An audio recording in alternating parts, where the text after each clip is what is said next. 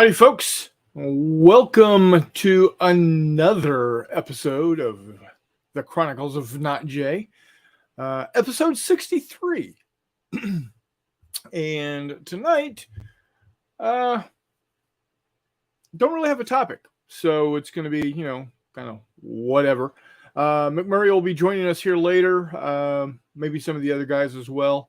But let's go ahead and see who all we got in our comments. Got Tiger Shadow coming in early. Hi, Tiger Shadow. He says, hi, all.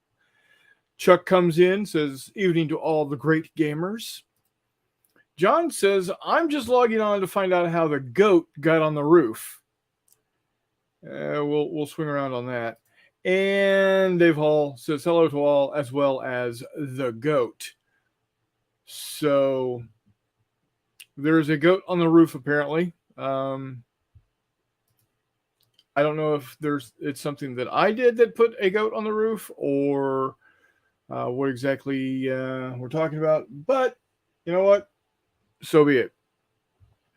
So what is it that we've been doing? Well, as y'all may or may not know, I have been doing 1/6000th scale naval ships from World War II. I got a few of them lined up here to show off. One of them, of course, is my USS Texas. I think she's turned out rather nicely. She doesn't bend real well, or she did not bend down real well, but you know what? That's okay. At 3 feet on the table, you're not going to tell anyway. Also have, where are my other battleships? Here we are. Here is a USS South Dakota.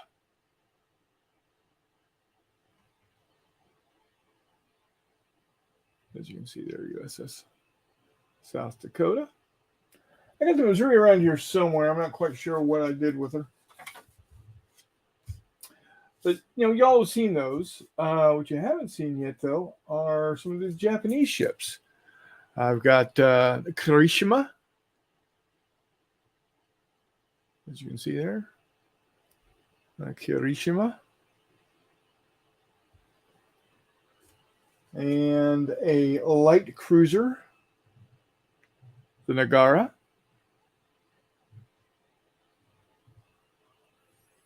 And then I have a truckload, and I haven't got these guys. I don't have these guys labeled yet, but this is a Fubuki class destroyer.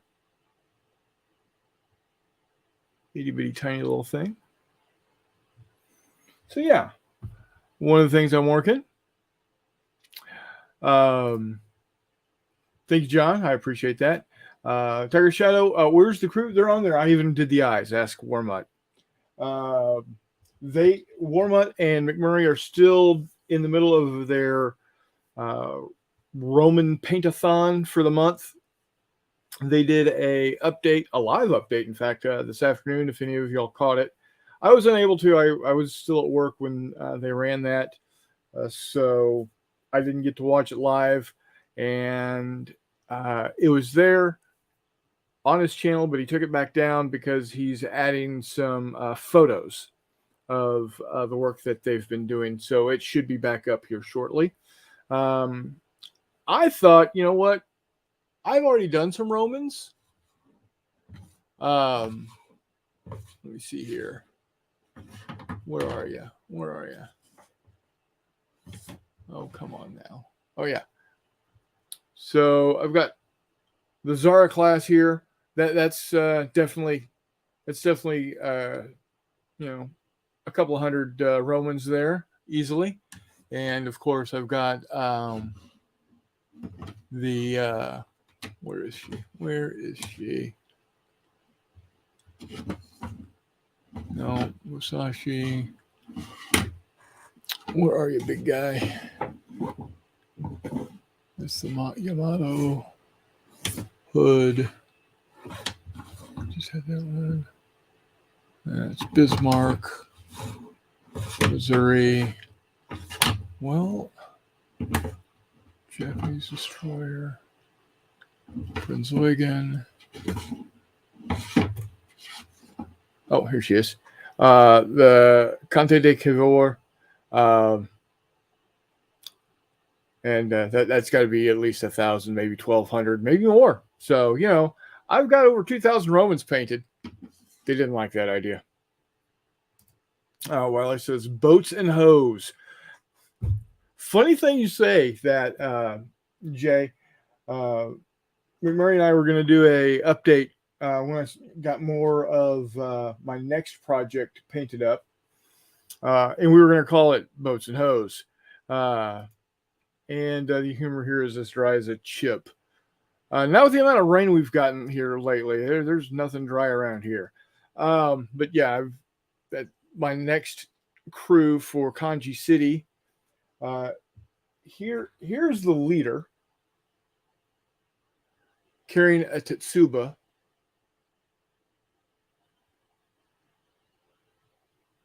He's the leader of the gang. And here are his team. We got her. Nice big sword. I've got her with a sword and a pistol. I've got her pulling daggers out of her hair. And then I've got this one, little bunny costume with a huge ass gun of some permutation. So those are going to get picked up here or painted up here in the next week and a half, because not Easter Sunday, but the following Sunday or Saturday, but I think it's going to be Sunday. Jay and I are going to be, my brother Jay and I are going to be playing the second game in our Kanji City. So we got that going for us. What else? Oh, I've been printing out Savo Island. Unfortunately,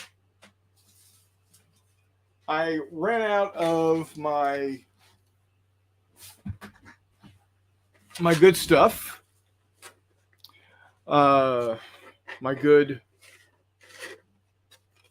PLA from Hatchbox, which is doing a very nice job. And I went and found some stuff locally at St. Louis, and I have attempted 3 prints, and so far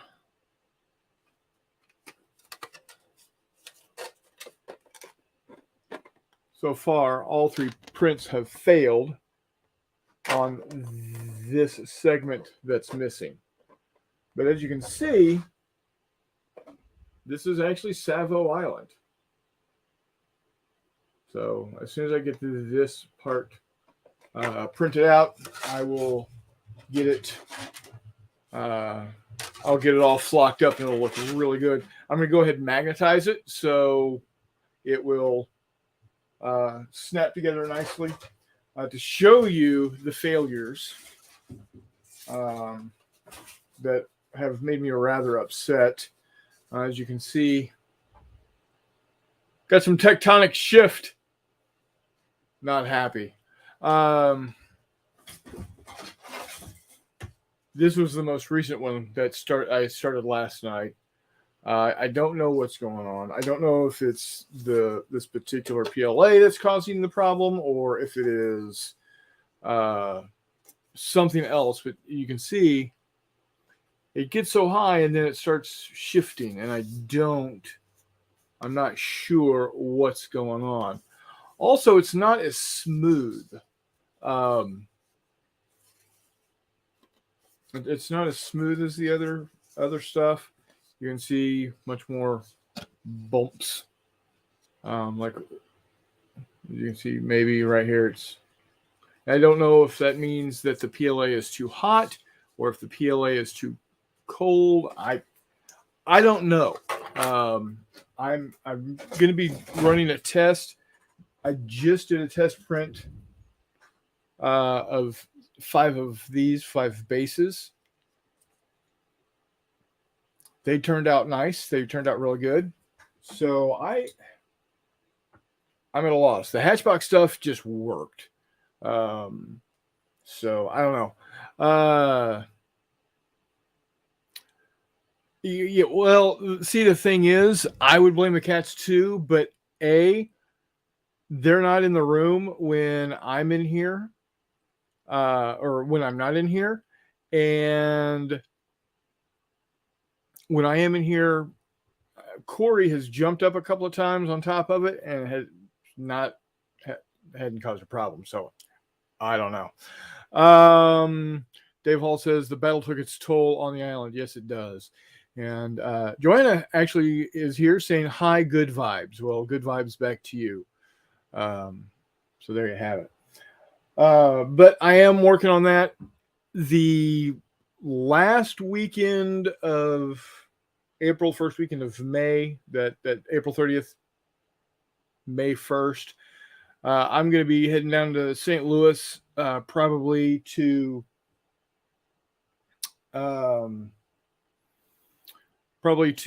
game night, and McMurray and I are going to play test my Ocean Thunder rules, which unfortunately I've come to the conclusion I am going to need to change the name. Although I've had the name Ocean Thunder for well over 30 years at this point. Somebody beat me to the punch and published a set of naval rules called Naval Thunder. So we're going to have to come up with some new ones. McMurray's given me a whole slew of them. Not quite ready for prime time, or more accurately, they're ready for post prime time. Speaking of McMurray, there he. I highly resent all these shenanigans about my outstanding names not being ready for prime time. Who else in the texter? That's the real question. Who all do we have here? We've got Tiger Shadow, Chuck, John Longshore, Dave Hall. Let's see, Jay Wiley, the Baron himself. Yeah. Again, Joanna is here watching. In order to address these horrendous and unfounded rumors that the hey, I love the names. Suggestions. I love the names. Don't get me wrong. I still say that the most appropriate course of action is obviously you're going to go in the pocket here for a hot second.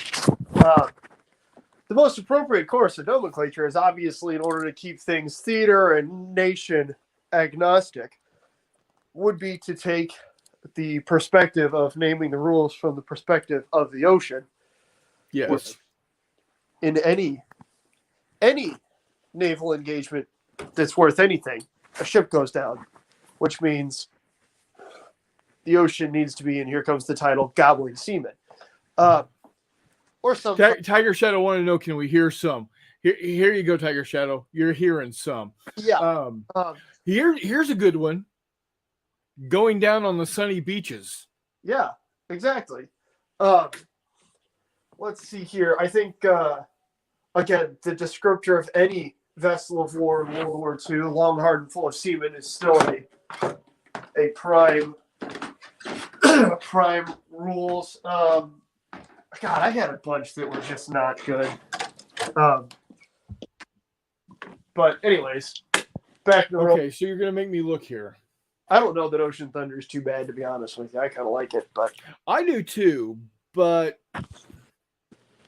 such is life.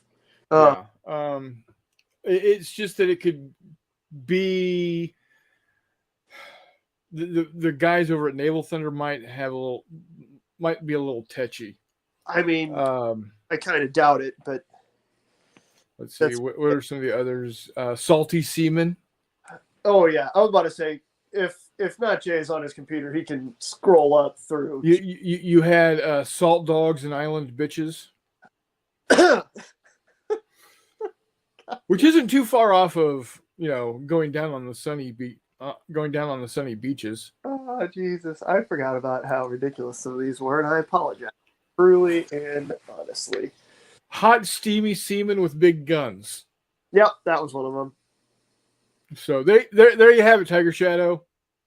Lots of good ones. I'm not gonna go with the first one because this is quasi PG-13. Which one was that? For God and I can say it, I just can't spell it. Yeah, well, For God and Country. You got to spell it phonetically. Right. Nobody pronounces it country. I feel like Tiger Shadow of all people would appreciate that. Yeah, exactly. Him and Beckus. Yeah. Warmut says, well, I just joined on chat and I hear Salty Seaman, volume down. Yeah, there you go. Put those earbuds in, Warmut. You're a family man. Tiger Shadow says, where does McMurray get his inspiration? He's in his mid-30s and single. Yeah. It's a wonderful mind. Or what do they call it? Yeah. So, but no, I mean, we had some good ones. I mean, if you want to change the name, go for it. If you don't, like, Naval Thunder's pretty damn close to War Thunder, which is a far larger company in Fish to Bite. That's like, I'm not sure you really need to worry about. Like, think how many derivations there are on various World War II rule sets, whether it's rapid fire or open fire or crossfire or, you know what I mean? Like, if you want to change it to make it more distinctive for your own self, that's fine. Yeah. You know what? Actually, until I hear otherwise, I think I'm just going to stay with Ocean Thunder. Because it rolls off the tongue real well. And it's been in my brain as Ocean Thunder for, like I said, well over 30 years. Yeah, you're going to keep calling it Ocean Thunder forever. And I mean, the subtitle is really great too. What's that? Where the Big Guns Rumble. Oh, absolutely. There you go. So, Ocean Thunder, I cannot distinctly tell. I cannot attribute it to either it was me or Chris Copeland or between the two of us or whatever. I cannot directly attribute that one way or the other, but I can attribute where the Big Guns Rumble to my friend Ed Zimmer. There you go. He's the one that came up with that. So it would be a damn shame if I had to come up with a different name and not use that. I mean, you can always use that, man. Yeah. So, so for that game, that I was telling him what led me into this was I was telling him just before he came on that the last weekend of April 30th, May 1st, one of those 2 days, I'm coming down to the Lou. And we're going to go ahead and get a game of Ocean Thunder in. Oh, we absolutely are. And hey, Hexer. What's up, guys?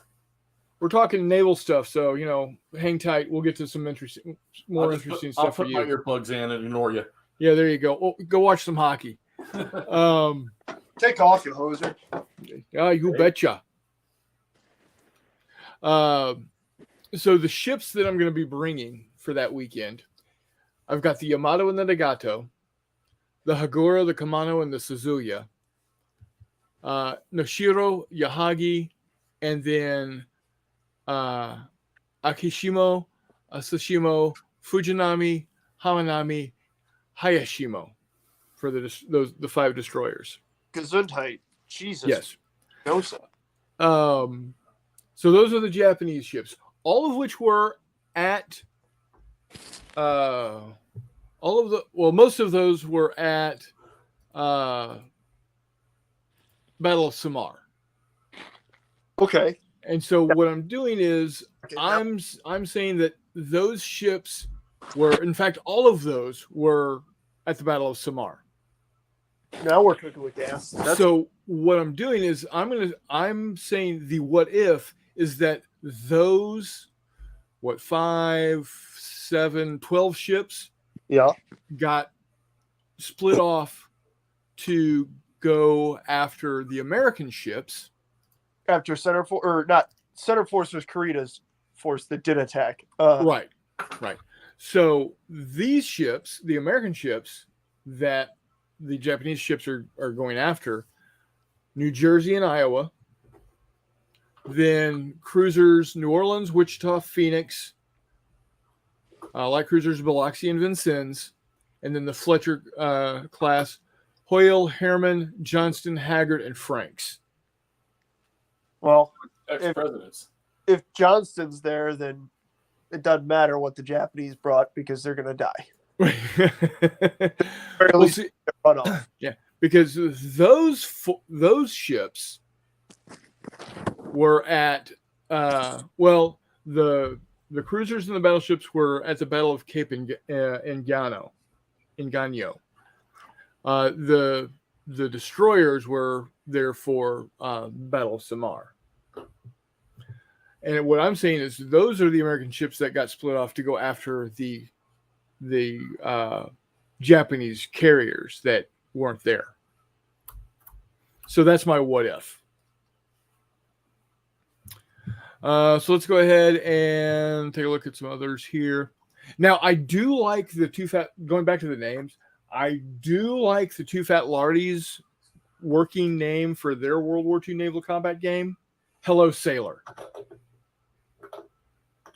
Or, as it would probably be better said, Hello Sailor. But, that's how the Lardies do, right? Oh, you kicked over. Okay. Computator. There we go. There we go. Huzzah. Let's see here. John Longshore says, you may fire when you are ready, Gridley. Sighted sub, sank same. Me Warmut says, use it, Chris. I'm assuming he's saying use Ocean Thunder. Great name.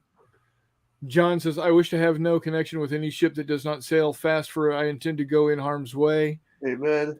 It's a little lengthy, but I like where you're going, John. I like John's next suggestion.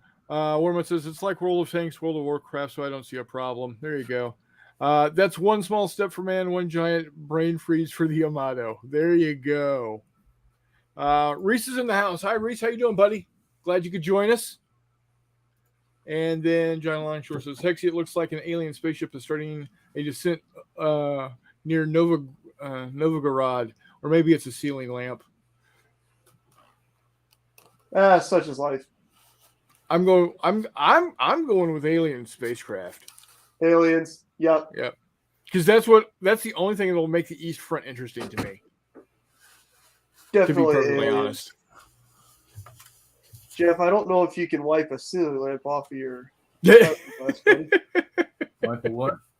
I don't know if you can wipe a ceiling lamp off your fiberglass. What are you playing over there? Is that It's again one of the games that Rich sent me that I've never, ever, ever, ever heard of. And it's something about Guderian across the Desna or something like that. Crosses the Desna River during Barbarossa. where's Uncle Eric at? Is the question. Was he in Guderian's mix? No, he was up in Army Group North, wasn't he? At the start Yes. of it. Correct. Yes. So I'm going to take it. The rule book doesn't look too big, although there's 40 goddamn charts to look at. Now you sound like me. And you'll notice, what do you notice different? You probably can't see it. I have reduced my room to playing on one table. What? Jeff, how the hell are we supposed to tell that when we just I have know. I just decided, the setup I had was fine, but until I decide to get something bigger or rearrange this entire apartment and move this out into the living room, I think I'm just going to play no more than 2 mappers, which is fine. Fair enough. This is a pretty map for an older game. It is. 1990. Oh no, 2013. I guess it's old, not that old. 9 years. It's a good looking map in either case. It's kind of clean. Hexes aren't real tiny. Let's make you big here. Oh yeah. Sorry about the lights. No, it's fine. So I'm guessing the Germans all come this way. And this is the focal point, is that bridge. Oh, that one's good, John. I like it. Yeah. He says had to make room for golf clubs and ego. Yeah, that's going on too now. Hey, that's priorities, dog. Priorities. Reese says we're taking up a garage floor next weekend. Go big or go home. There you go, buddy. Yeah. Reese. When is that, Reese? Is that this coming weekend? Probably weekend after Easter. Oh, okay. He sent me some photos of. Let me find it here. Here's a picture of the box. You can figure it out on your own from there. Let me see if I can. That's the game. I'm gonna. Oh, very cool. All right, I'm gonna pop you. All right, there you go, guys. Oh, that's gonna be gorgeous. Oh wow! Is that's the jungle training he got from? Yeah, that's the jungle March to training he Victory. knifed a guy for. I'm not gonna go that far, but that's the jungle training he got from March to Victory, guys. Which is why you should go to March to Victory 2023. Which is why you should go buy a May the 7th T-shirt on WileyGames.com. Yes, you do. And all the other good stuff that's going on. Look at that. This stuff is great, Reese. Great job, buddy. Really good. Damn gorgeous, my man. It's so Pictures are evidence, Reese. Pictures are evidence. Yep. That's why you never take any. Chuck said. Chuck said in reference to Hexy taking down a table, had to make room to play those naval mini games. He did. He's getting ready to play Great War at Sea and Flying Colors and everything. Oh yeah. And his absolute favorite, Harpoon. I'm sorry, naval mini games. Oh man, should I go get the milk crate? There you go. Reese says April 24th is when he's running that game. He says it won't be that pretty because they're not using the mat. You know what? And that's okay. Quite all right. Okay. And he says he has about twice that in terrain. Yes. It's looking good. So speaking of March to Victory 2023, we are already working on making March to Victory 2023 an amazing experience. May 7th, Jay Wiley is running a Star Wars gaming extravaganza. That was at exactly his house. the word I was going for. Going to have 3 concurrent games. And what's the cool thing about those 3 concurrent games? They're interlocked. Yeah, buddy. What happens on one table is going to directly affect what's happening on the other 2 tables. So, for instance, if the players that are on the regular Fistful of Lead Galactic Heroes game, using just 5 figures to a team, if they want to call in an airstrike, they have to radio over to the Fistful of Lead Starfighters table to request that they send fighters down to do the strafing runs. Chris, I'm going to say this right now. If I don't hear you on a live stream calling for an airstrike, going breaker, breaker, like a doofus, I'm going to be more disappointed. I'm going to be at a wedding in North County that day.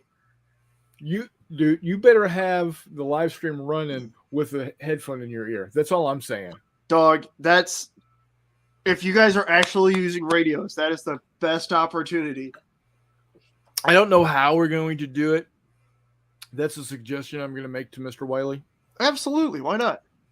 Now, all that being said, the 3 games are Starfighters game using, if I'm not mistaken, we're going to be using the X-Wing miniatures game from Fantasy Flight, I think. I may be wrong. Anyway, we're also going to be doing a regular Fistful of Lead game. And then there's going to be a bigger battles game. And again, they're all going to be interlinked. So what happens on one affects the other 2. It's going to be really cool. I'm so excited. Obviously, anybody that has ever watched any of the shows that I've ever been on for any amount of time will instantly know that I'm a huge Star Wars freak. And I love Fistful of Lead, so by definition, this is going to be cool. If you're in the Kansas City area at the end of next March, you got to come to March to Victory 2023. To help us get that going, you can support it by going to March to Victory .net, and you should go there anyway because we've the Baroness Robin, the dear lady that has made all of this possible for us, has put up some great photos and a great little video and a gallery. But she also has May the 4th be with you. Join us for. Let me see if I can share this without it getting all funky. First off, I'm going to do this. Then I'm going to do this. And then I'm going to do this. And I'm going to see if it's going to work right. Chrome tab. Share. Did it work? Yes, it did. All right. Oh, baby. So. My bad. Oh, hold on. That was Jeff. All right. So somewhere soon in a basement not so far away, May 7th in honor of May the 4th, we are running a big Star Wars game. Wait, make that 3 simultaneous games that are interconnected. A 4 to 6 person Starfighters game that is an assault on an Imperial base providing a force field to the base below on the planet. A 4 to 6 person Galactic Heroes game that is the actual attack inside the floating field generator in the corridors of the base. Third game, a 6-person bigger battle game that is the assault on the Imperial planetary base. Each battle is interconnected to the other. Each success provides help to the other teams. Each failure means the other teams must pick up the slack. This will be a fundraiser for March to Victory 2023. All profits go directly toward next year's convention. Top secret transmissions have been sent out across the galaxy. Those accepting the call pay a $20 donation to the cause. That donation provides a galactic day of gaming, a taco burrito bar, snacks, water, and soda. Oh, dude, the food. Yes. Yes. I don't actually give that many shits about these people. I gotta go to this wedding though. God damn it. That's okay. There'll be more. Yes, there will. Don't worry, we do serve your kind here. We'll have a stellar cash bar attended by Master Mixologist Marshall, who makes an astounding drink. Kid is top-notch bartender. Booze profits will go towards the rebellion efforts. Be part of the action. T-shirt, $35. This black Star Wars themed Bella and Canvas t-shirt feels soft and light with just the right amount of stretch. It's comfortable and flattering for all. We can't compliment this shirt enough. It's one of our crowd favorites, and it's sure to be your next favorite too. If it is the same that my my Chronicles of Not Jay t-shirt is, if it's the same brand, yes, sign me up. It's worth the money. Then raffle tickets, $3 for a raffle ticket.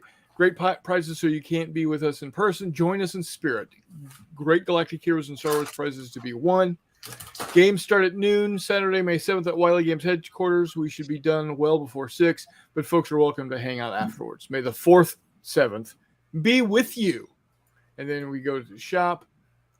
And did it kick over? No, it did not. So let me change. Oops. Let me change what screen we're looking at.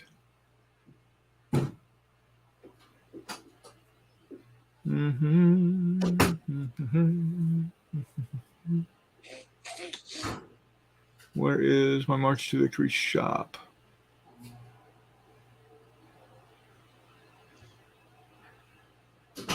Well, where are you? Oh. Oh, there it is. So here's the shirt.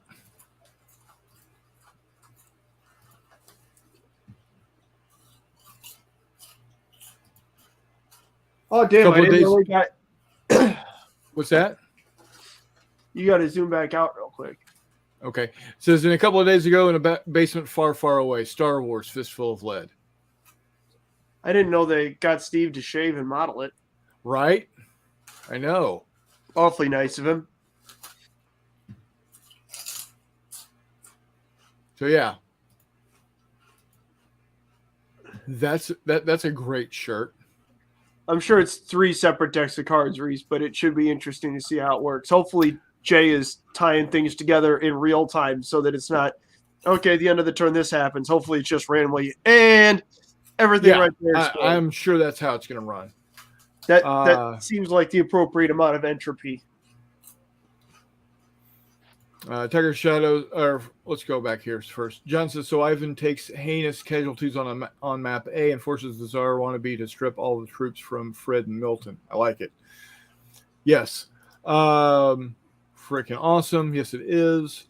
Reese says, we'll love to see how the initiative works between decks. 1 deck of cards or 3. So each game is a game unto itself. However, when things happen, let's say the Imperials on the space station push back the rebels off of a particular objective, that will cause an effect immediately on the bigger battles table. Yeah, I'm hoping, again, that Jay just lets that become absolute bedlam between the tables, especially if they're calling in airstrikes and stuff. Like, sure, but who knows how long it's going to take for that fighter to get over into a spot work and hit something. And right, exactly. So stuff coming in out of orbit does not care what your name is or your uniform. Here are a couple of the things that are available, that will be available for the raffle. The raffle ticket will enter your name once into a drawing that will take place before the finale of May the 4th. Be With You Star Wars Wargaming event on May 7th, 2022. The following prizes will be available to win: Wiley Games coasters, singles, Wiley Games tape measures, Wiley Games dice tray, all of which you've seen on the channel before. A coaster set, Galactic Heroes custom cards, Galactic Heroes rulebook, and a Galactic Heroes bundle. So, dude, those Wiley games, the dice trays are some of the bitchinest dice trays I've seen in a lot. Like, they're huge, so you can actually fit the dice you need into them, and your dice don't bounce out. And they're, I mean, instead of being the shitty little 4-sided ones, they got 5 or 6 sided. They're awesome. Yeah, they're 6-sided. And the nice thing is they do collapse. They do. Yeah, exactly. To give you an idea of what the size we're dealing with here, let's see. I'll go ahead and stop sharing here. Hold on. Stop sharing. There we go. Using my Wiley Games tape measure, which again has both freedom units and that crazy British stuff. From side to side, it's 9 inches across. And he's actually measuring that. He's not estimating. Yeah, this is real 9 inches, not the 9 inches we tell our wives. Oh, check this out. Guess what I found in a bag with a Quick Trip receipt? What's that? Nice. I don't know how it got under my couch, but I'm delighted. Again, nice. That's one of the few negative things about being a single dude in his 30s is that occasionally it's always cool stuff under the couch, but sometimes it's the second or third copy of Tales of Horror. So, if you're not part of the Wiley Games Discord, you missed out. Oh yeah, you should be. Let me bring it up. So there are a couple of guys that play Fistful of Lead in the Phoenix area, and one of them is not. In this particular instance, one of them is not Warmutt.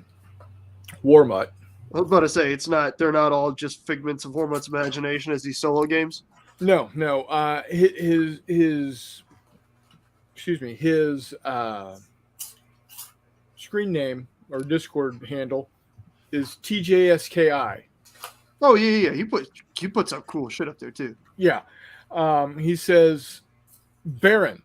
So my buddy and I are out in Phoenix, and we're going to be using Wasteland Warriors to do some skirmish games for Gaslands. And we had an idea. Would you be interested in us making the trip out next year for March to Victory to run a Wasteland Warrior game in 20mm and then run a Gaslands race? Yes. We have an idea of having the drivers searching for parts and gas for their cars. Here's a picture of some of the figs and cars we've built. I got to show you these because these are great. They are super cool. Let me embiggen myself here again. Check those out. Those are 20mm, 1/72 scale. Yeah. You gotta love it, right? Only reason I ask here is if it would be interested.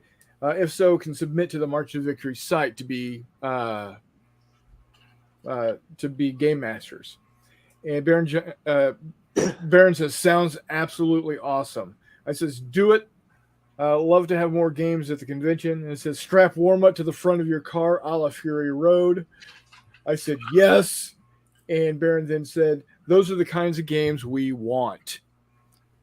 Absolutely. That's the type of stuff we want to see at March to Victory. As you can see, it's not all Fistful of Lead. Yes, there's going to be a lot of Fistful of Lead games there because the game is a great game and it is being run by Jay Wiley and Wiley Games and overwatched by Robin. I will have, Fistful of Lead games there, but I'm also going to have Ocean Thunder. So, plan now. I'm going to be thumping this convention for the next, what are we now, 50 weeks, 49 weeks, something like that. You're going to get tired of me talking about March to Victory because it is just such a great event, and it can only get better with the more attendance that we're going to have. Let's see. Bunkhouse says, I've got too many things to put on my calendar, lol. Yeah, you do. And March to Victory better be one of them. Now, the plan is to have 4 fundraiser game weekends at Wiley HQ. Of course, the first one is May the 4th. May the 4th be with you on May 7th. Then June, July timeframe, they're looking to have another game day. Same concept, $20. If you're invited, $20 gets you in. If you're not invited or you're invited and you can't make it, you can still help out with with buying a T-shirt or buying a raffle ticket, because you don't have to be present to win. If you buy the raffle ticket, your name's in the hopper, and if you win, they'll ship you your prize. So be part of this. If you live in Sweden, if you live in Australia, and you want to see March to Victory be successful year after year, we're giving you ways to help out. $3 here, $20 there. Every little bit helps. The great thing about this past year is Robin and Jay outright stated they are not looking to break even. They were not even looking to make any kind of profit on the convention, and any profit that's made is going to go back into the convention anyway. But they weren't even looking to break even until 2024. They, with registration, T-shirt, and their cut of the silent auction, they broke even this year. To me, that's amazing. They made all of the money back that went into the production of the convention. So it's great. John says, sounds like me. I'm looking for something I really want to find 7 things I want, but forgot I had them. There you go. Chuck says, no time for Discord. Fair enough. Reese says, next year will be top notch. Yes, it will. And Reese, you're going to be part of that top notch because I want to see your 54 millimeter Vietnam game. That is going to be tits on a stick. John says, officer, I was robbed. You know who did it? Yes, pump number 3. Yeah. No doubt. Should just have a spring and fall march to victory. John, that's the other thing. We are looking, maybe not this year, probably not this year, but going forward, 2023, 2024,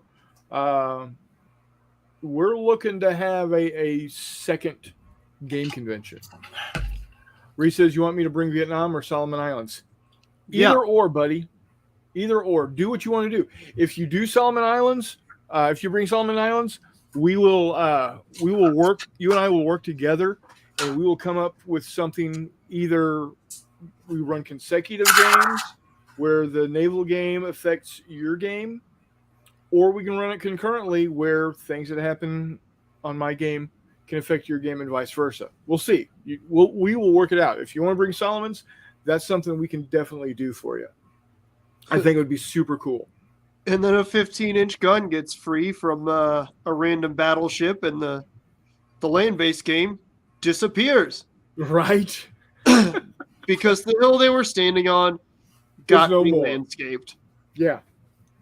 Yeah. Like, I think was it Wisconsin? Yeah, it was Wisconsin.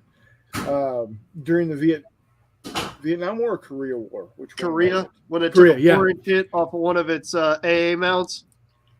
Yeah, so yeah, the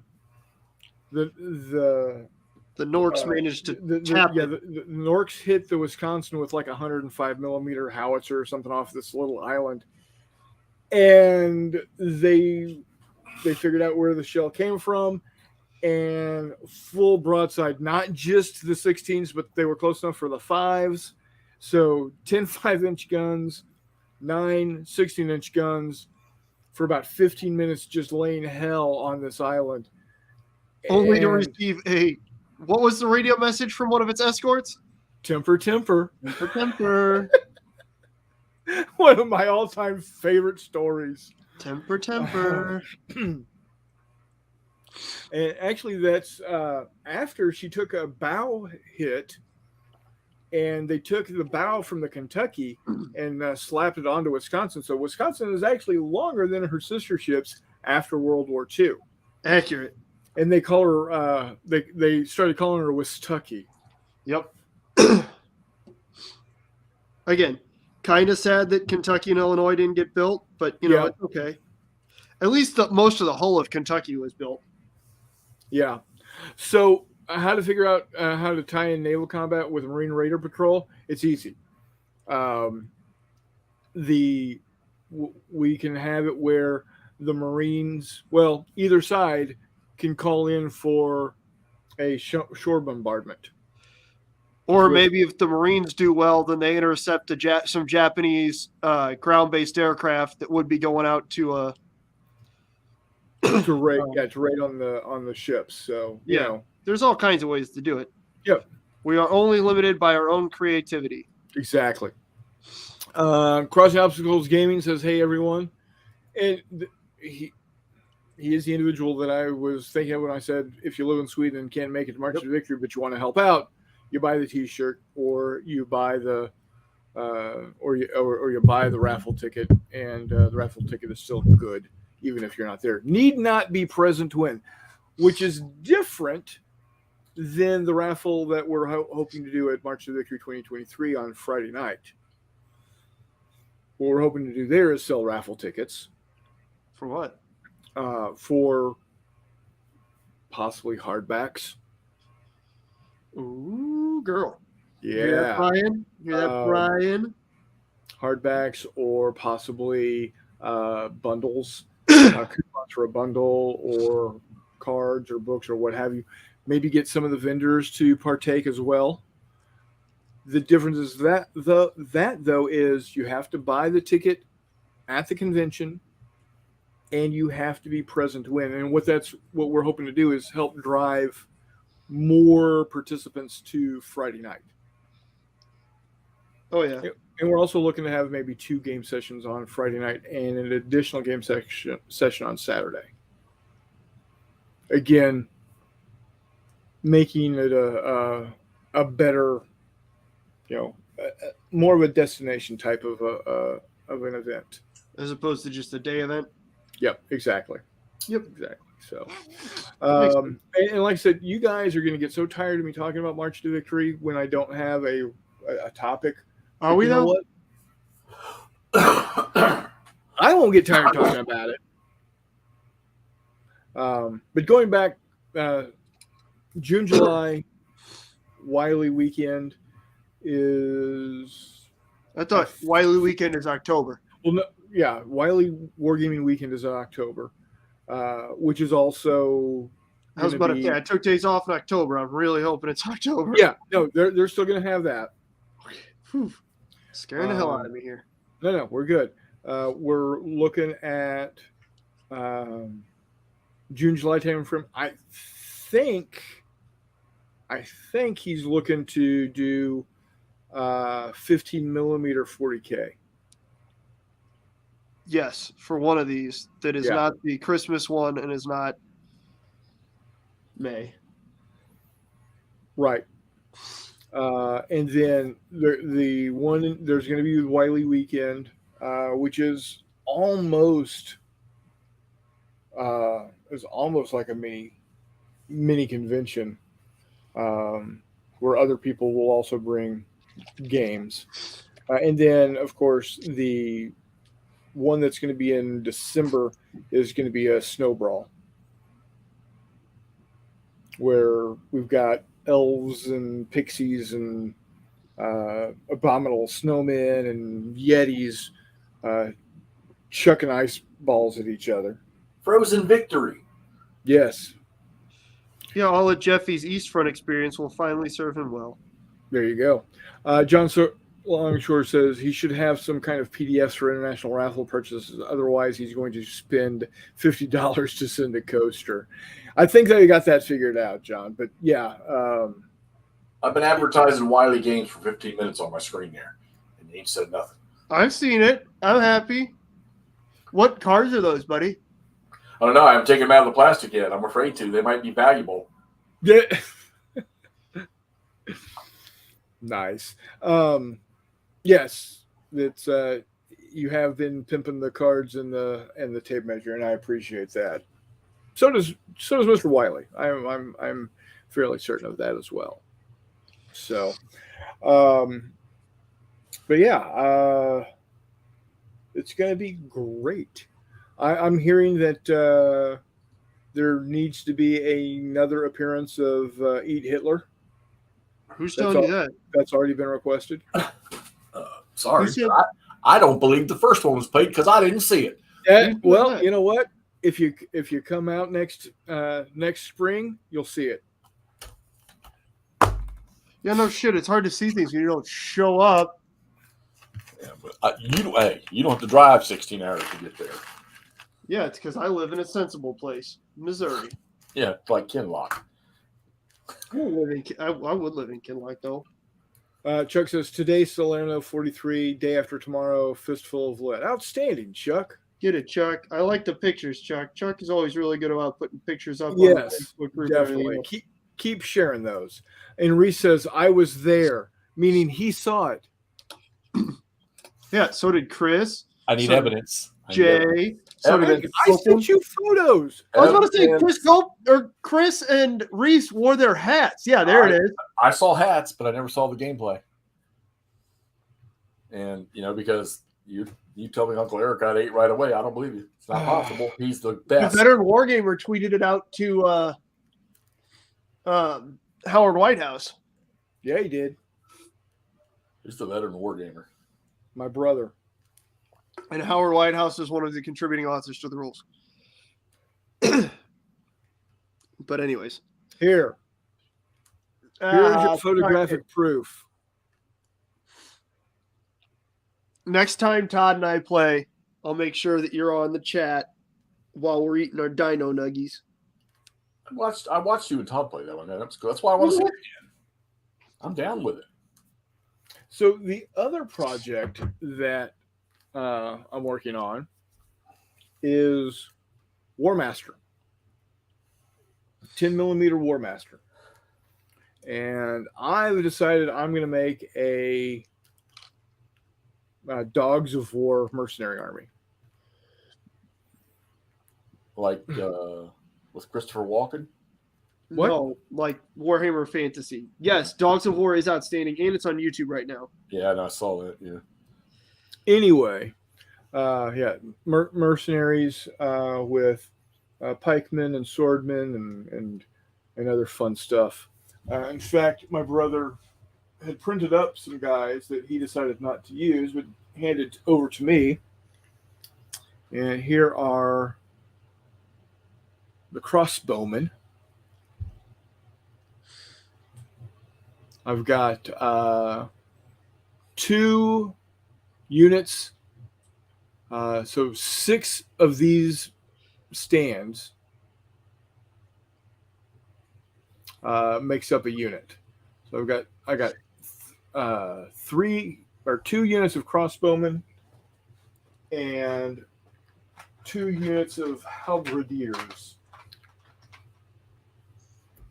LOA. See, halberdiers. Outstanding. Look at that. Yeah. Yeah, it's long. John Longshore says, I've heard that Hitler tasted like kimchi spiced haggis. Very likely. Potentially, yes.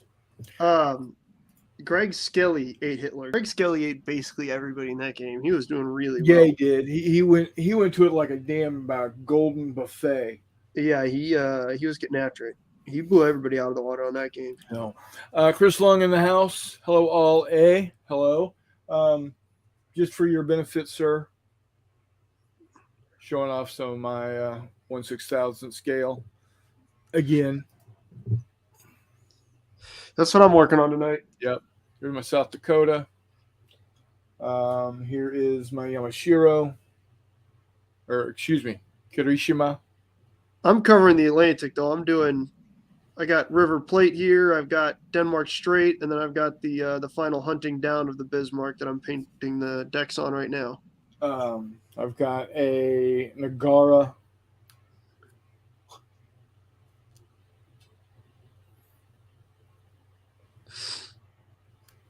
May or may not be the actual ship. And I've got Fubuki class destroyers. If it's got the right number of stacks and the right number of turrets, no one can complain that terribly much. Yeah. So, give you an idea on scale difference. I did this last time. I'm going to do it again. So this is a 1/1200th scale. It's the Mohawk. British tribal class destroyer. Where'd you get a 1200 scale tribe? Sorry, 2400 scale. Oh, okay. I was like, that's awesome. Yeah, 2400 scale. Sorry. There's a 1/6000 scale Fubuki next to it. Yeah. It's crazy. I love these. I absolutely love these. I hope, I pray, I wish, I cajole that he makes more. Need make more, sir. Well, there's only one way to try and get that done. That's email Mr. quill of the badger or badger on Badger with a quill, quills or baby. Badger whatever. with a quill. That being said, the rest of you guys, if you're looking at this and going, man, that looks cool. Those look super simple. That Mongoloid McMurray's sitting there painting those right now, and it looks easy. I just did all these bases. All these are MDF bases that I had a buddy of mine cut. I primed them in this really nasty, super cheap dark blue semi-gloss primer. Took a piece of sponge, went through with various different blues on them, and then here's what they look like when they're done. Went through with the strip of sponge and put wakes on all of them, and now I'm painting decking. So Looks good, man. it's simple, it's fun. They're not hard to paint. They're not hard to print. You can print out a ton of them with a small bed. Yep. And they cost next to nothing. They take next to no time. Honestly, me raising them off the print bed to get the supports under them is more print time than the actual ships themselves take. Yeah. It's kind of like they remind me of Panzer ships. Yes. But Absolutely. they're at a small, because they've got basically not quite the same level of detail, but very, very similar levels of detail. Yeah. But at a half to a third of the size, you don't miss any of that detail like you might when you're looking at a Panzer shift model versus a GHQ model, right? Exactly. Yeah. When you got those two sitting next to each other, you look at that Panzer shift, you're kind of like, yeah, I don't know. Personally, I like Panzer shift models. They're indestructible. And I don't feel bad putting them down at a club day or something like that, because if one of them gets wrecked, even if one of them is completely somehow unsalvageable, I'm out $3-4. Right. With these, I'm okay. So A full print bed of these for me, including supports, is well under $1. Usually it's about 40-60 cents. right, exactly. So as you can see, I'm making the bases long enough to put the flag and the tag and the name tag on them. Well, I did not make the base for my heavy cruisers long enough. So I had already glued the ships down, and I went to take them off, and they broke. Oh, no. Did I worry about it? Nope. No, because I'm out exactly a portion of a popsicle stick, a portion of one of these, which I got like 500 of them for $4 and about 2 cents worth of resin. Yep. Oh, and an hour and a half of time. Exactly. Like, these are to the point where I might give away, like, Denmark Straits right here. But you can't really see that.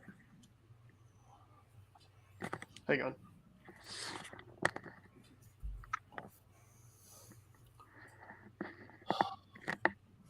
Here's all the ships for Denmark Straits. Right over to this side of my Roman legions here for infamy, or not infamy, for strength and honor. I've got the 4 ships for River Plate. And I did their bases a little lighter because it's the South Atlantic. It's all tropical. It's to the point where if I'm at, game night or whatever, and I'm playing with these, and somebody goes, man, those are cool. First off, I inadvertently outproduced the entire Kriegsmarine. Yeah, so you I did. Or these extra. And honestly, it's to the point where if somebody really likes it, wants to play it, then it's not a burden to say, all right, man, cool, take them home. Okay. Yeah, and in fact, what I might do is whoever wins Ocean Thunder next year, Yeah, we'll just take home the ships. Yeah. Here's your prize. You're taking home all the ships. Yeah. Or, a flagship, or they decide an MVP or whatever. Yeah, that'd be awesome. Yeah. Or give them the whole, just the fleet, cured, unpainted, whatever. Like, here you go, guys. There you are. Like, That's cool. Here's, you won. Play this at home. Take it home. play it with your friends, with your guys you play with at Yeah, home. because hopefully, fingers crossed, Ocean Thunder will be mostly. I'm hoping to actually have it be ready for next March. Gonna have to be ready for prime time, baby. We're gonna Well, play I mean, the shit out of it. I beyond just being able to play it, actually have it to hand out, sell, whatever I decide to do. There you go. You're gonna do the two fat lardies thing and accidentally sell it for years at a loss because it costs you more to print than what you're selling it for. Yeah, pretty much. Yeah, maybe. It blew my mind when Rich Clark was telling us that the first like 3 years he sold Charlie Don't Surf, he was selling it for £1 and it cost him £2.50 to print. Print and mail. Yeah. Yeah, Yep. The problem with loss leaders is you have to have something that does provide a profit that Yeah. goes with that loss leader. that you sell right behind it. Yeah, So that's why you can buy a color inkjet printer for $50. HP's not making a damn penny off of that thing. They're raking it in on the cost of the ink tanks. yeah. Well, that's why on every copy of Ocean Thunder we're gonna slip in a business card to your OnlyFans. Yeah, exactly. Yeah, my members only. Yeah, there you go. Sorry. Members only / Chris the Catman. Meow. Anyhow, Jeff, how are you doing? Because I just took that weird. When do you not? I was trying not to. It's all good. John Longshore see, that's the problem with 3D printers. This guy makes something you really want. He gives it away for $1 and you just never get any more. You know what? This particular guy, Badger with a Quill, he's done quite a few stuff, and he is doing it at a pay what you want for it. So it's not like he's looking. I mean, he's doing it as a hobby, and if he comes back and makes more, great. If not, I'm sure I can find other models to go with also. Or your goofy ass can get good at mesh mixer. Excuse me. Yeah, I could. Adding stuff because you're a computer person. I was about to say I took a chunk of wire and added a couple a couple stacks here and there. Yeah. I'm sure I could do something. Chris Long says I back the World War I broadside rules and files up on Kickstarter right now. Those are like 115 or 1800, aren't they, Chris? I think they are. I don't know how well they would downscale. Yeah, that's always the issue, especially with naval stuff, because people tend to design it really big so they can get all the details, and then they shrink it down. And so then your guns on your turrets become so super thin that they, are non-existent. Yeah. Or they've got, masts or something on there that are just like, I get it. I understand why you want that to be there. It's super cool, but sometimes it doesn't super work for lack of a better way. That's why I really like how he did the cage masts on the Arkansas here. Yeah, or all the pagodas and stuff on the Japanese ships. He does a really good job of just they're solid, they're there. Yeah. However you want to paint it to give the impression. Yeah, because I can look and I can tell, that just by looking at it, that this here is Tennessee. You got that big center superstructure, and then it's got 2 turrets to the front, 2 turrets to the back, teardrop shape, pointy on both ends. See, that's the thing. These remind me of like aircraft recognition models, and honestly, I'm kind of excited to again, so with mine, I'm labeling them very finely. Thanks for dropping in, John. Have a good night. Take care of yourself, buddy. See you, Hope John, to see buddy. you next week. I'm labeling mine with very fine labels on the sides of the ships, because kind of like at Denmark Strait, I think it was Prince of Wales was firing at Prince Eugen for Right, thinking it was Bismarck. thinking it was Bismarck, right? Because okay, well, It a happens. little bit of confusion. Yeah, I kind of want to be able to simulate that, but I don't feel like codifying it into the rules that the players can screw up. I'd Right. rather it just be okay. I'm going to shoot it at that ship because I don't know what the name is. And again, it's hard. You're never going to get it perfectly. But you know what? Adding that little bit of extra, I don't know, Yeah. might be a fun mechanic. Well, I think That's just me being a dick. I think I've got those letters small enough Oh no, yeah, no, you're good. that even at 4 feet away, it's going to be. Yeah, I see that there's a name there, but I'm not going to know what it is. The USS Long name back there, please. Exactly. I want to shoot at that big ass ship, please and thank you. So yeah. Now there is one thing that I do want to ask of you, McMurray, is when we do play, whether it's at game night or miniature market or wherever we decide to go, and that's up to you. You pick the place. Yeah. I want when we're done playing the game, and whether you want to do it in front of whoever is they're playing with us, or after action, I want you to be brutally honest with me. I'm just gonna flip the table halfway through. Okay, good. Yeah, that'll work too. Absolutely. Yeah. Yeah, because these ships are small enough that I'm not going to be able to find all of them. Well, not only that, but they're also small enough that they're goddamn indestructible. There is that. I dropped a whole tray of them. I'm going to be finding them. I sucked up a couple of them. I sucked up some destroyers in a vacuum. I heard them go up the tube. Sharknado! Yeah, it was one of those. It's the final countdown. Like, nice. They're going through the thing, Shit, now I got to find a 1/6000th scale Nimitz. Right. God damn it. Right. We can find one. I was about to say, to be honest with you can probably just take an Essex and scale it up by, 30% and be damn close. Yeah. Figure out how to put the angled deck on it and all that. Oh, I forgot about the angled deck. That's right. That's what Mesh Mixer's all about. I'm sure we can figure something out. Yeah.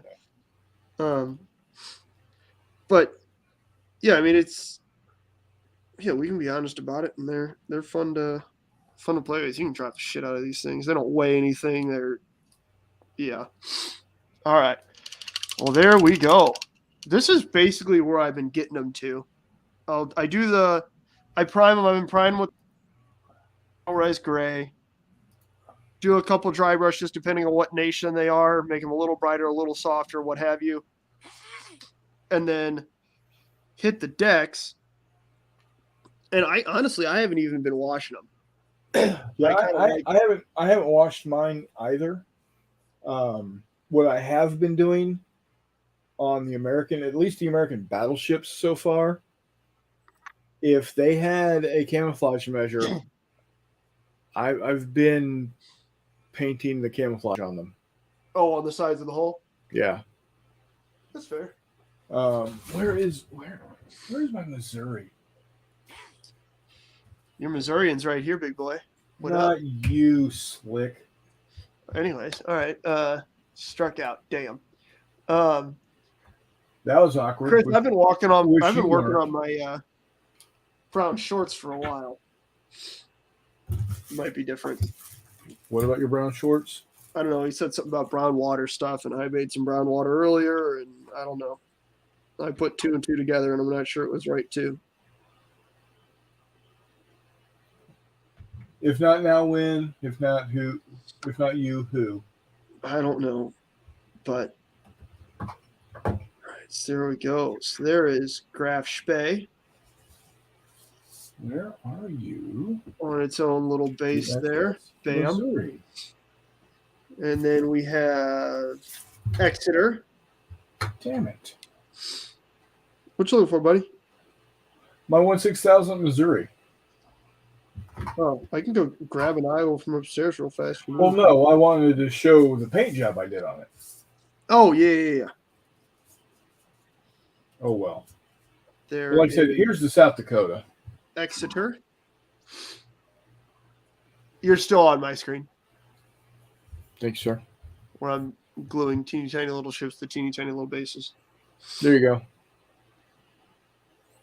I mean, it's not up Oh, close. yeah, that was good. Up close, it doesn't look great. People are like, oh man. You got to remember, this thing is like 1.5 inches long, Oh, it looks awesome. Yeah. and when it's on the table, whatever. Again, the scale you got to think of in perspective is 1 foot to the mile. Exactly.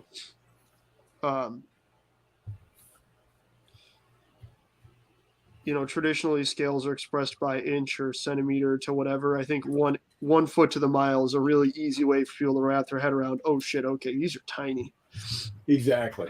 There is Ajax, or as the British like to call her, Ajax. And here is Crazy Brits. Achilles.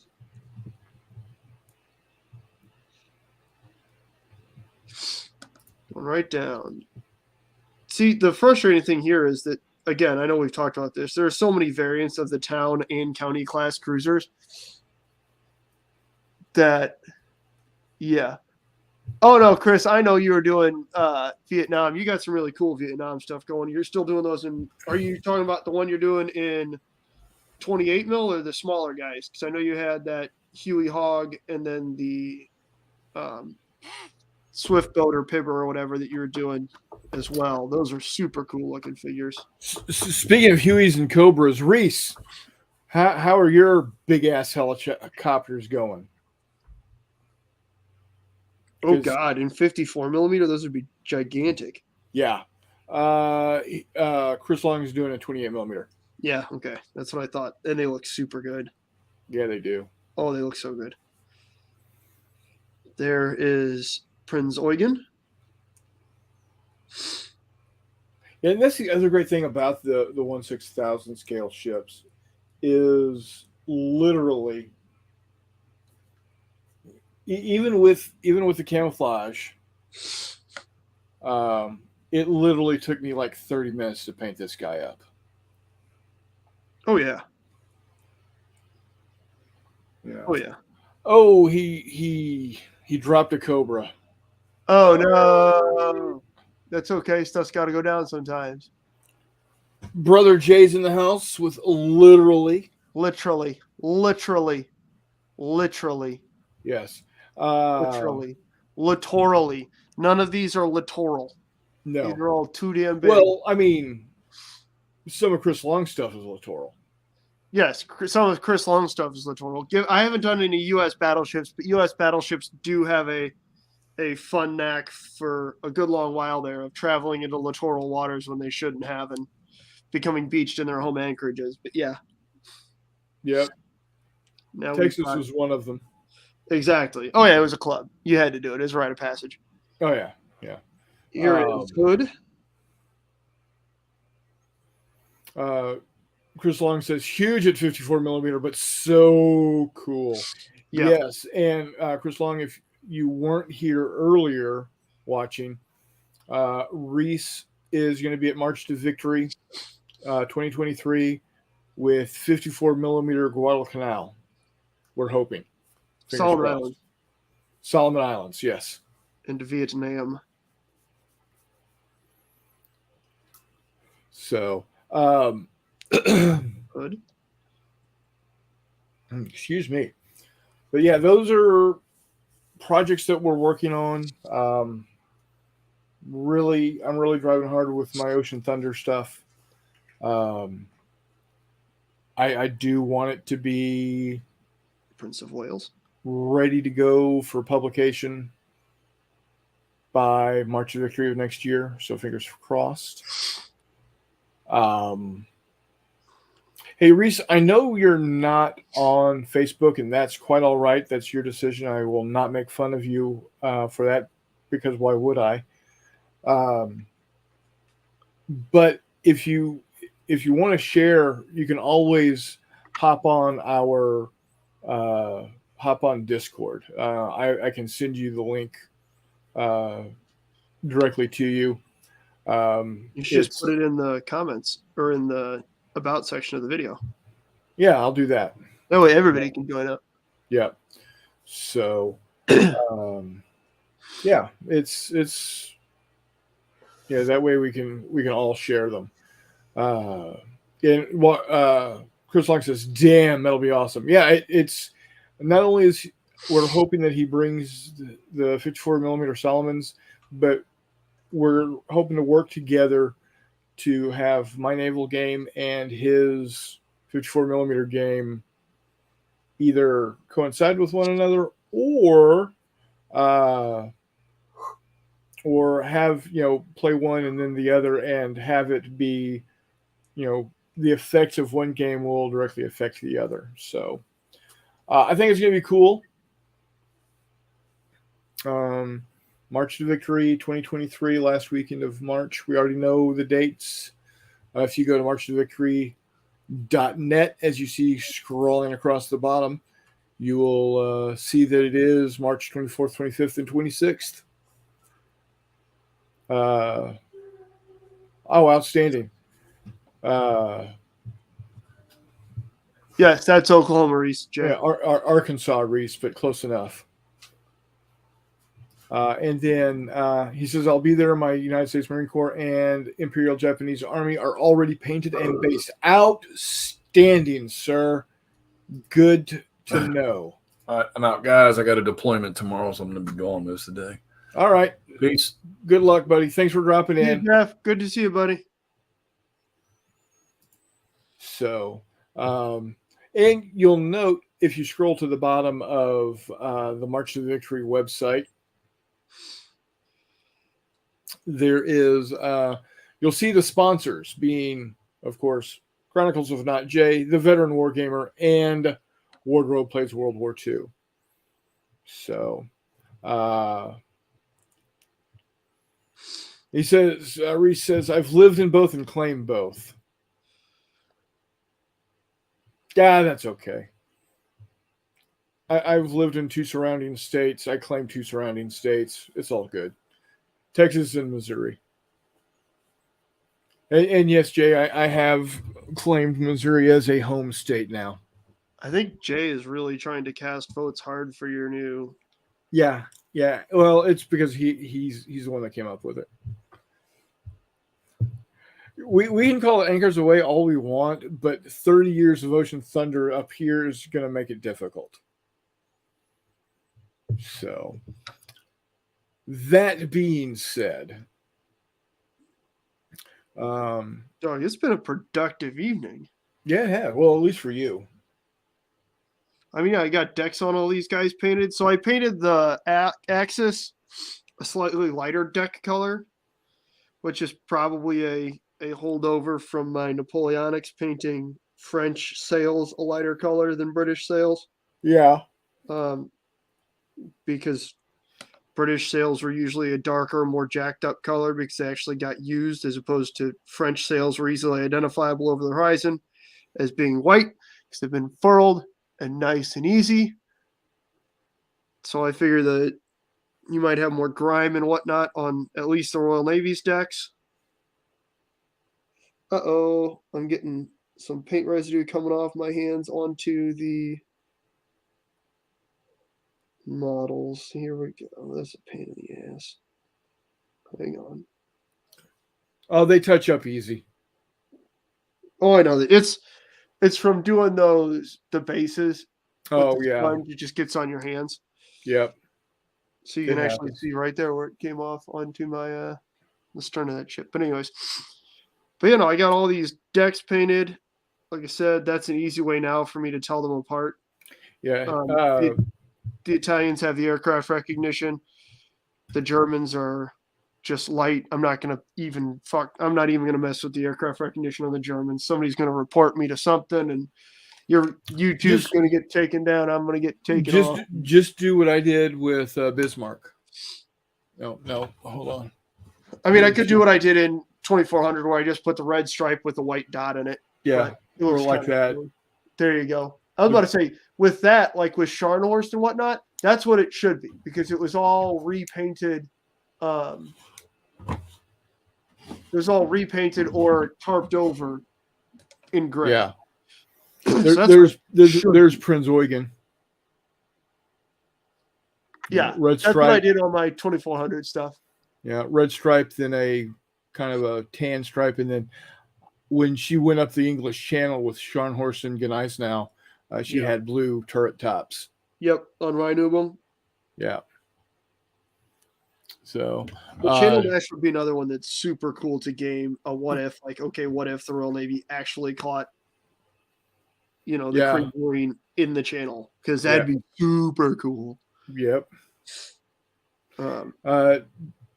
Jay says color differentiation is crucial at that scale for ease of identification. Yes, it is. Yep, exactly. And of course, I've gone the other route and putting the names and the flag of country origin on the aft of it. Yep. I might stay with that. I might change it. I don't know. It's still I really like how you've done that. I really do. Thank you. He also says they're all just counters anyway. True. Even this scale, it's just a counter. It's a really big, ungainly counter, but it's just a counter. Yeah. So, I was about to say it's the same as these guys. Yeah, your 2 millimeter dudes. People bitch about how you might as well just be playing hex and counter. It's like, I mean, this is a more accurate representation than you're going to get with most, more so than basically any rank and flank game you're going to play. Yeah. Just in terms of there's actually a shitload of guys right there. Right. Where unless you're playing super small skirmish, basically anything's a crappy representation. Like I prefer that to the 24 dudes or a Legion thing. At least there's, 600 on there and change. Spoken like someone who doesn't want to rent a basketball court. Yeah, exactly. Accurate. I've played those 2400 games on the floor of, a business center. I'm okay. I don't need to do that. Yeah. I'm okay. By the way, on the homepage of March to Victory, if you scroll to almost at the very bottom, you do see a photo from Sunday of McMurray jousting against a kid. Ah, yes. Yes. There you go. Some of the comments that have been made, small con, but every table was a gym. I like the small casual feel, good convention games. Just keep doing what you're doing. Can't argue with any of that, to be honest. No, not at all. I mean, obviously, we were big fans of it. Yeah. So if you go to the gallery page, you know what? I'm going to go ahead and bring it up again. There you go.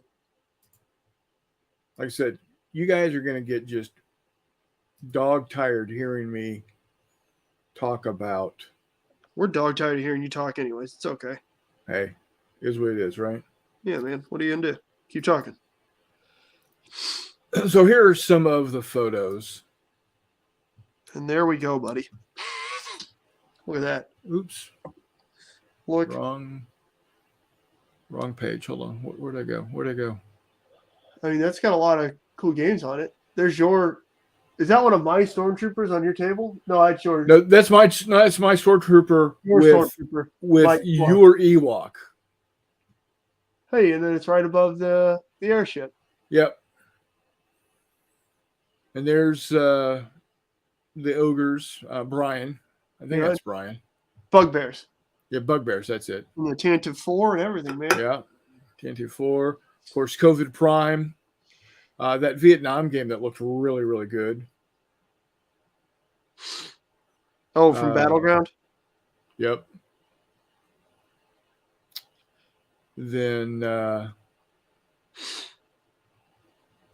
Chris Clucky's 54 millimeter. Always incredible looking. Yep.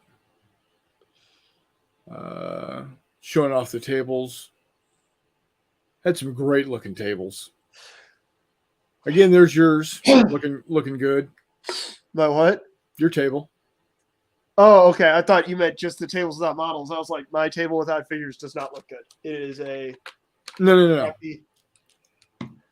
It is a crappy photo backdrop with a balloon in the center. Yeah, camaraderie, showing people playing the games.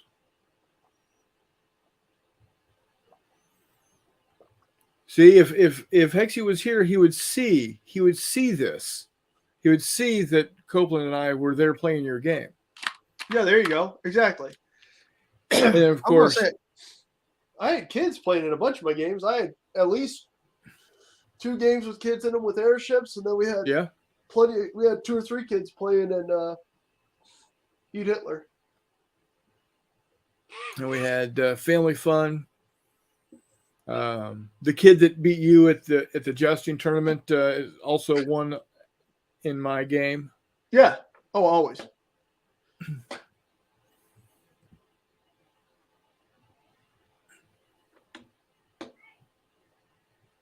So, and it ends off with the sign that says "Back in time for next game, Wiley Games." There you go. Robin's good at making websites and stuff. Well, I think we're going to go ahead and wrap it up for the evening. That's fair. Go ahead and stop screen. There we go. You got a lot done tonight, man. I mean, yeah. This bundle, these guys are the Italians from Matapan, so that's a good sized fleet. That's Yeah.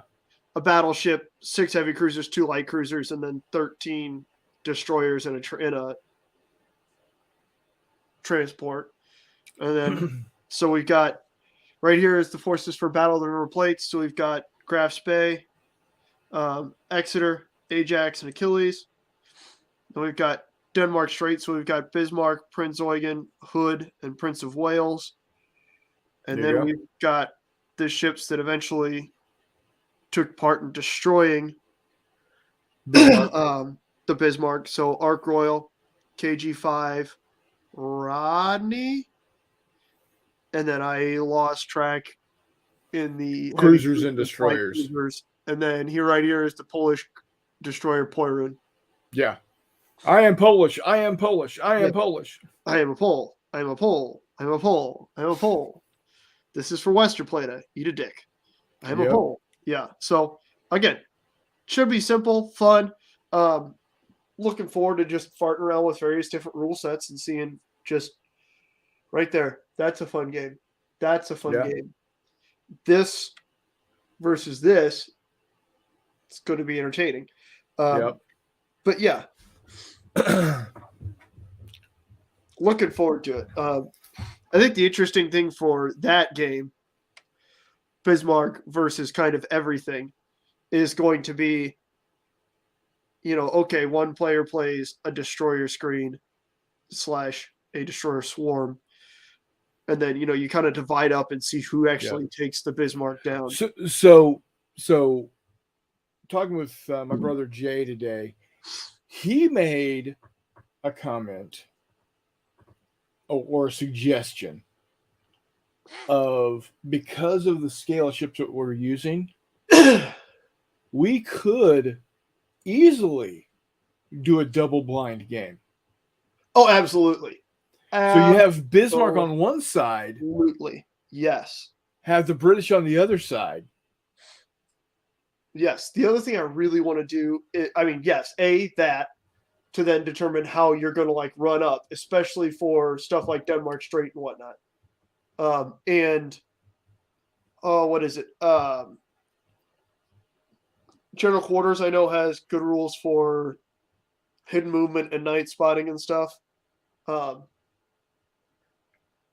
Listen to that guy. Yeah. Who's that? Oh, He's yeah. referring to himself. His brother. Yeah, Chris's brother. Yeah. But yeah, so I know, like I said, General Quarters has good rules for that sort of thing.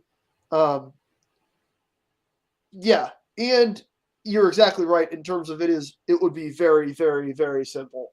And oh god, that'd be cool. Yes, between that and then blinds for fall, going in and out of rain squalls, figuring out all that stuff. Yeah, I'm looking forward to playing it with Naval Thunder, farting around with David Manley's Find, Fix, and Strike. All kinds of stuff. The old Victory at Sea, everything. Some of those handle, small stuff. Some of those handle bigger stuff like Mattapan. I've got. I need to finish the British for Mattapan. I meant to do that. I need to paint more bases, and then as well as the British and French for Operation Catapult, which is Mers El Kabir. Be cool to play a what if game of what if the French got out of Mers El Kabir. Yeah.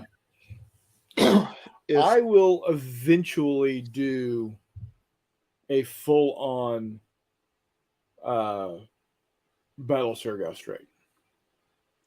Oh yeah, I built build plates for that for both sides. Because I have a problem. Not quite sure how I'm going to do the PT boats. Maybe just cut down some rice. I was about to say I was thinking about that. Because I was thinking the same thing for various Mediterranean stuff. / I also kind of want to do just build up a fleet that is the Royal Australian Navy at the start of the war as they were transferred to the Mediterranean before things kicked off in the Pacific, because you basically had 5 destroyers and then I think 5 or 6 cruisers, 2 heavy, 3 or 4 light. Yeah.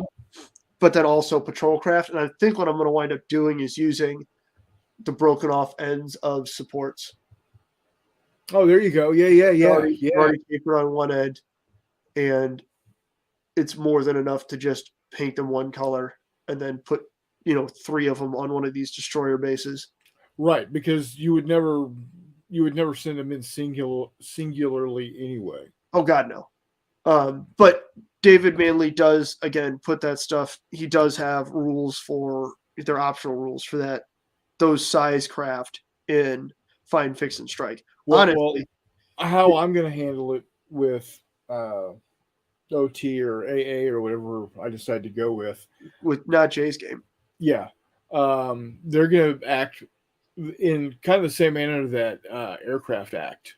It's a marker that gets placed to the ship that they're attacking and gets resolved. They'll get resolved during the anti-air or the air combat.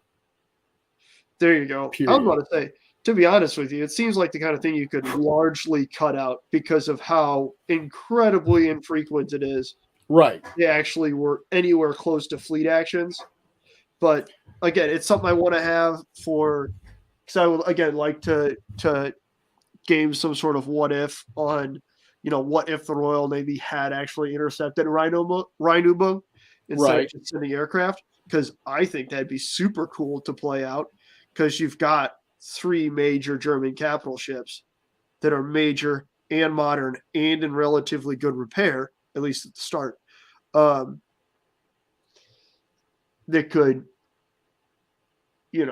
all of a sudden be saying hello to a Royal Navy home fleet or what have you, as well as, obviously destroyers on either side. But that would be cool. I want to, God, I just love Rodney and Nelson, man.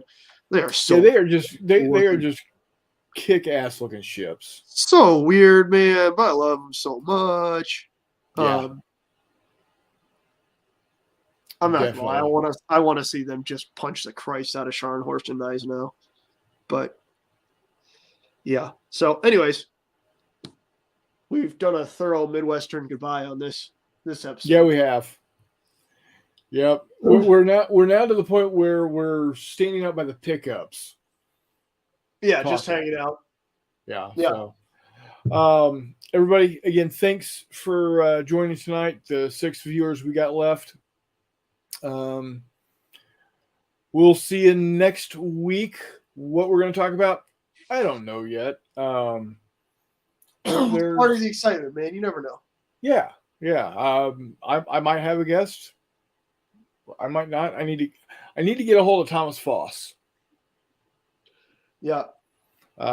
See when he is available to come talk about what craziness he's doing recently. So, anyway, we're gonna go ahead and call it here, and until next time, we'll see you on the flip side.